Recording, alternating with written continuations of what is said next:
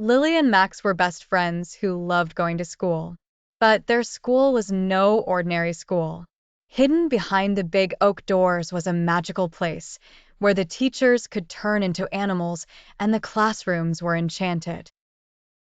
One sunny morning, as Lily and Max hurried through the halls, they noticed something strange. Their favorite teacher, Miss Penelope, was missing. Normally, she would greet them with a smile, but today her classroom was empty. The kids decided to investigate. They sneaked around the school, looking for any clues. Suddenly, they saw footprints glowing neon green, leading into the library. The library was a magical maze of books that whispered secrets. Lily and Max followed the glowing footprints until they found a hidden door.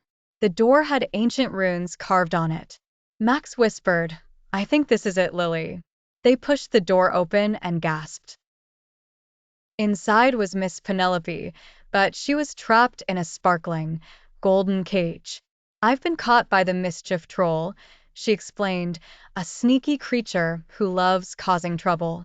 "We have to find the key to free her," said Lily determinedly. Remembering a rhyme they once heard, Max recited, "To find what you seek, answer 3 riddles meek." Suddenly, a wise old owl perched on a high shelf spoke, "I am the guardian of the key. Solve my riddles, and the key shall be yours."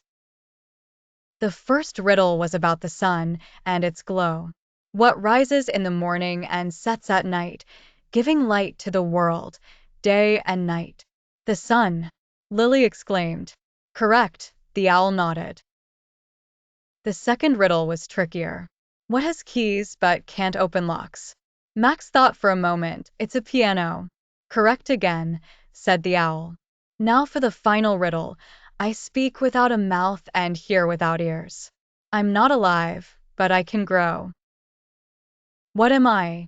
The friends thought hard. Suddenly, Lily's eyes lit up. "It's an echo." The owl smiled. "You've done well, children."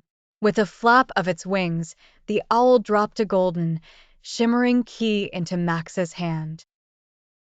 They rushed to the cage and unlocked it, setting Miss Penelope free. "Thank you, brave ones," she said gratefully. With a flick of her wand, the school returned to its normal, happy self.